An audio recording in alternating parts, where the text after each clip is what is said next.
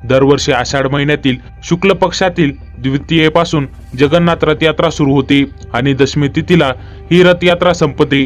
भगवान कृष्णाचा अवतार मानले जाणारे भगवान जगन्नाथ, त्यांचा मोठा भाऊ बलराम आणि त्यांची बहीण सुभद्रा यांच्यासह ओरिसातील पुरी शहरात दरवर्षी रथयात्रा काढली जाते आणि ही यात्रा जगभरात रथयात्रा म्हणून ओळखली जाते।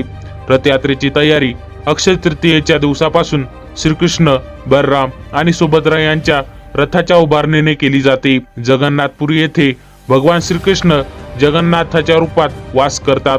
पण मित्रांनो, तुम्हाला माहित आहे का, मुस्लिम आक्रमणामुळे बंद झालेली जगन्नाथ यात्रा मराठ्यांनी पुन्हा सुरू केली होती। मराठा साम्राज्याचा भाग असलेल्या नागपूरच्या भोसले राजघराण्याचा जगन्नाथपुरी मंदिराशी आणि तिथल्या रथयात्रेशी काय संबंध राहिला आहे, काय आहे त्या मागचा इतिहास, चला पाहूया। त्या अगोदर व्हिडिओला लाईक करा आणि चॅनलला सबस्क्राईब करा। भोसले राजघराण्याचे प्रथम रघुजीराजे भोसले यांनी 1751 मध्ये मोगलांसाठी बंगाल आणि ओडिसा नियंत्रित करणाऱ्या तत्कालीन नवाब अलीवर्दी खानचा पराभव केला होता।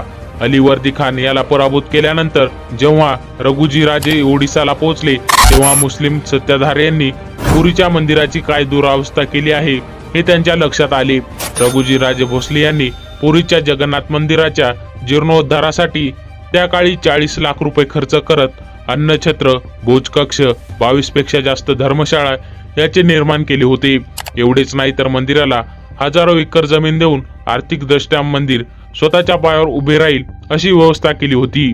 रघुजीराजे भोसले यांच्या संरक्षणात मुस्लिम आक्रमणामुळे काही काळ बंद पडलेली जगन्नाथ यात्रा पुन्हा सुरू करण्यात आली होती।